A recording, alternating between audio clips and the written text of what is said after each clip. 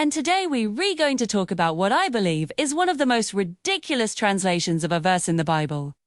But before we get into that, let me encourage you to subscribe to our channel, where every day we post videos like this one too, or to help you in your walk with Jesus.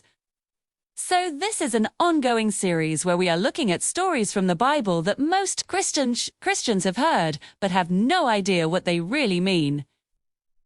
And we've done ones like the story of the fall, the Tower of Babel, Noah's Ark, and many others. So make sure you check out the other videos in this series.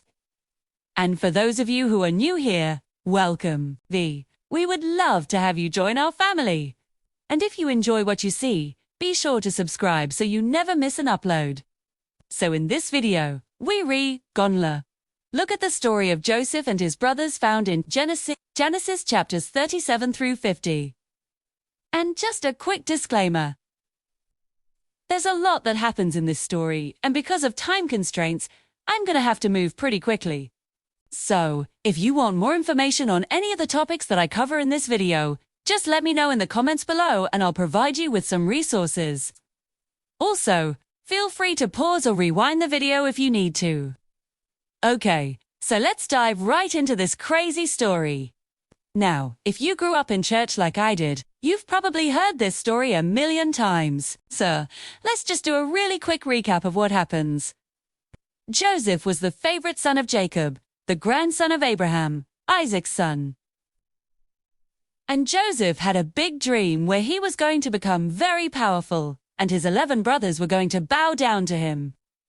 And then he had another dream where the sun, the moon, and 11 stars bowed down to him, which obviously made his brothers angry. They were already upset with their father for giving Joseph a special coat of many colors, which is kind of like him making Joseph the team captain when he was even on the team. So when Joseph's brothers saw that their father wasn't going to give them any power, they decided to sell him to a group of traveling merchants that were going down to Egypt. And so they took off his coat, put him in a pit, and then sold him for 20 pieces of silver. And then they took that money and bought some new clothes and dipped their whole selves in blood and took it back to their father and said, "Look, we found this blood, and we think a wild animal ate Joseph." And their father believed them and was so distraught that his son had been killed that he basically died. Of a broken heart. Or I guess technically died of grief. Now, when Joseph's brothers realized that their father had died, they began to regret selling him. But then they were like, "No, we couldn't tell our new king that we killed God's chosen king.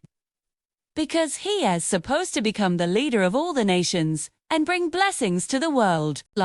We totally messed up." So they went down to Egypt to get grain, and they ended up having to bow down to Joseph, not realizing that he was actually their brother. But after Joseph tested them and made sure they weren't going to kill him, he revealed himself to them.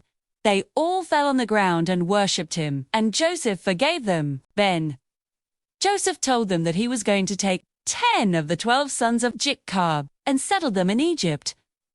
And then he took 5 of his own sons and settled them in the land of Canaan. And this is how the people of Israel became a nation. So now let's get to the point. Why am I telling you this story? Well, in order to understand the significance of this passage, you have to understand the original language. In the Hebrew culture, when someone dreamed, they believed that that dream was a direct message from God, and the dreamer's job was to figure out what God was trying to tell them. And this is why Joseph interpreted Pharaoh's dreams. He was basically like, "Hey, God spoke to me in a dream, and this is what it means." So in Joseph's first dream, he says, "Listen to this. The sun, the moon, and 11 stars stood by me and bowed down to me. And the 11 stars are his 11 brothers." So if you read this passage with that kind of understanding, this story makes way more sense. His brothers didn't kill him. Who was taken to Egypt and made into a slave. And then he rose up and saved not only his family, but the whole world from famine. That's why in the book of Revelation, it says that Jesus, who is the bright morning star, will be followed by 12 stars.